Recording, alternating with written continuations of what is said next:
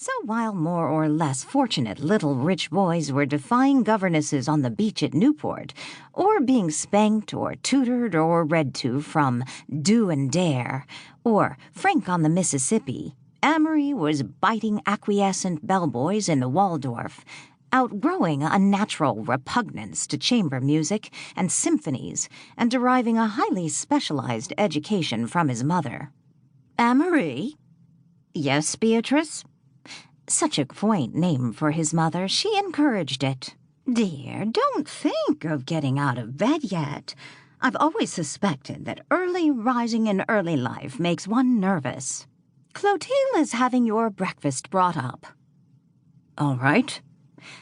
"I am feeling very old today, Amory," she would sigh, her face a rare cameo of pathos, her voice exquisitely modulated, her hands as facile as Bernhard's. "My nerves are on edge, on edge. We must leave this terrifying place tomorrow and go searching for sunshine." Amory's penetrating green eyes would look out through tangled hair at his mother. Even at this age, he had no illusions about her. "Amory?" "Oh, yes." "I want you to take a red-hot bath, as hot as you can bear it, and just relax your nerves. You can read in the tub if you wish." She fed him sections of the Fête Gallant before he was 10. At 11, he could talk glibly, if rather reminiscently, of Brahms and Mozart and Beethoven. One afternoon, when left alone in the hotel at Hot Springs, he sampled his mother's apricot cordial, and as the taste pleased him, he became quite tipsy. This was fun for a while, but he essayed a cigarette in his exaltation and succumbed to a vulgar plebeian reaction. Though this incident horrified Beatrice, it also secretly amused her and became part of what in a later generation would have been termed her line. "This son of mine," he heard her tell a roomful of awestruck, admiring women one day, "is entirely sophisticated and quite charming, but delicate. We're all delicate here, you know." Her hand was radiantly outlined against her beautiful bosom. Then, sinking her voice to a whisper, she told them of the apricot cordial. They rejoiced, for she was a brave raconteuse.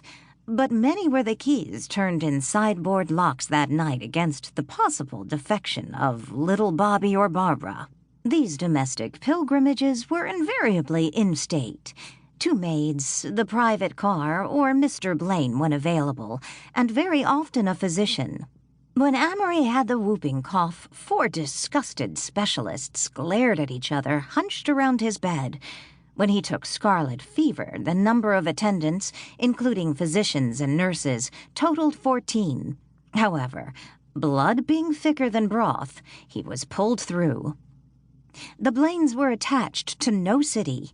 They were the Blaines of Lake Geneva. They had quite enough relatives to serve in place of friends, and an enviable standing from Pasadena to Cape Cod.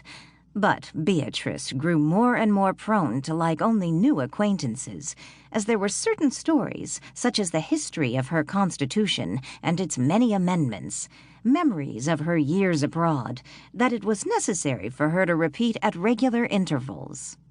Like Freudian dreams, they must be thrown off, else they would sweep in and lay siege to her nerves. But Beatrice was critical about American women, especially the floating population of ex-Westerners. "They have accents, my dear," she told Amory. "Not Southern accents or Boston accents. Not an accent attached to any locality, just an accent." She became dreamy. "They pick up old, moth-eaten London accents that are down on their luck and have to be used by someone. They talk as an English butler might after several years in a Chicago Grand Opera Company." She became almost incoherent. "Suppose, time in every Western woman's life, she feels her husband is prosperous enough for her to have accent. They try to impress me, my dear." Though she thought of her body as a mass of frailties, she considered her soul quite...